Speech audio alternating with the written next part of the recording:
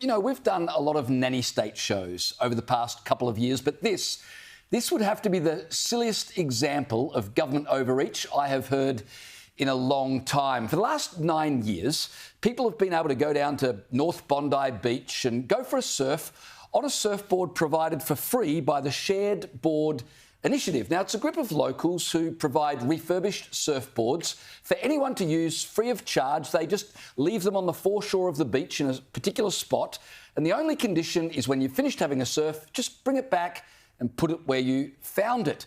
And it's a great idea. I mean, for people who get to the beach and think, you know, I got my sunscreen, I got my hat, I got my boardies, I forgot my board. Doesn't matter. There's a board that you can borrow for free. Or if you live at Penrith, for instance, and you don't want to lug your board on public transport, you don't have to. You can leave your surfboard in Penrith, rock up at North Bondi and just borrow one of these shared boards. Or if you're like Caleb and you've never been on a surfboard in your life, but you're thinking... Never been on a beach in your life? Oh, no, hang on. That is a bit unfair. I will say... That is realistic, Caleb. I have started going to the beach. Yes, I have started just going this year? When did this happen? Just this year, I've started going to the beach. Who are you and what have you done with Caleb Bond? Have you ever surfed? No, I haven't surfed. OK, so you could rock up at North Bondi and think, you know what, I wouldn't mind trying this out, but I don't want to, you know, put out the coin to buy a board. I might not enjoy it or be any good at it, which is highly likely to be the case. But Caleb could just borrow one of these shared boards, have a try, and if you don't like it, you just put the board back, no harm done. It's a great initiative, or at least it was, until the killjoys at Waverly Council shut it down over concerns from surf lifesavers about safety and public liability.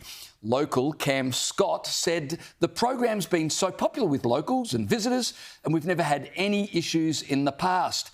Other forms of surfing are still allowed, including private board hire, so I'm not sure why shared boards are being singled out as a safety risk.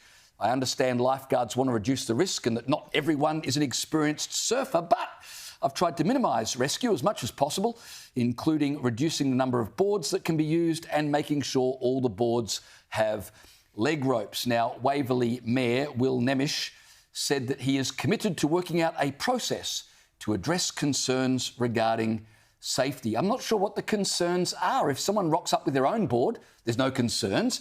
If someone hires a board, there's no concerns. So why are there concerns over the situation where someone shares a board? Liz, that makes no sense whatsoever. Do you want to be safe or do you want to be free? It's the same old chestnut every single time. It doesn't matter what we're talking about. It boils down to that. When you've got government intervention saying we're doing something utterly ridiculous, which we are telling you is completely necessary in order to keep you safe. We're back at that exact same square on the chessboard.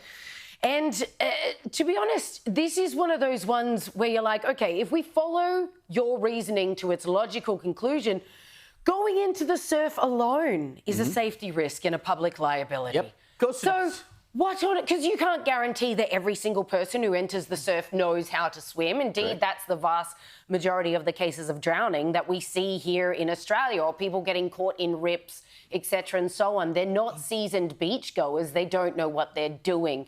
So this is nonsense reasoning. It's for the same reason that we're like, oh, OK, well, everybody's got to wear a helmet the second you leave your house then, because anything can happen.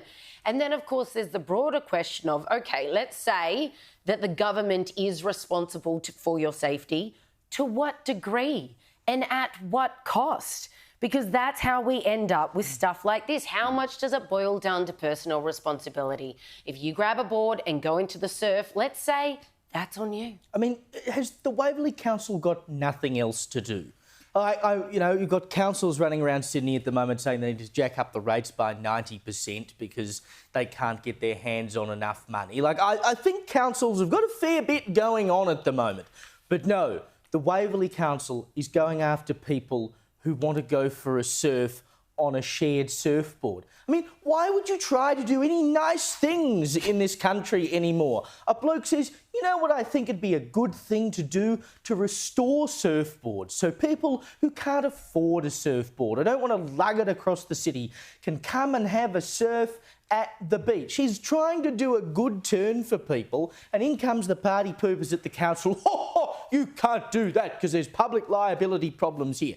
Now, the only public liability problems I can think of are that the board, I don't know, snaps in the middle of the ocean or something, and then they try to sue the bloke and say, well, you gave me an unsafe surfboard. You can get public liability insurance for that kind of thing. I'm sure the council, if they actually, decided they would be helpful instead of inhibiting things, could go and say, look, we'll work it out, we'll sort all of this out. Heck, maybe the council will even sponsor it so you can have a local shed to do some work in. Who knows? We can make it a community project. No, we couldn't have that. This is the most un-Australian example of government overreach I have seen in a long time. If you cannot go to the beach and have a surf in Australia without being interfered with by the government or a council, we have lost the plot. Seriously, what is going on? We like to think that we are a country of, free-spirited larrikins, and we've still got that convict culture in us, We're sticking it up the pommies because we're free and we're not stuffy like them. But we are. We love rules. We love being told what to do. COVID-proof. I think so, exactly. We were all happy to line up. We are more British No, we weren't, and I did not. The vast majority of people were. But we are more British than the British in the way that we are happy to follow rules and want to be governed. I mean, when you have a premier like Mark McGowan in WA who had dictator-like approval ratings of 91% or something because he shut the borders, I think it proves the point. We just want to be governed harder.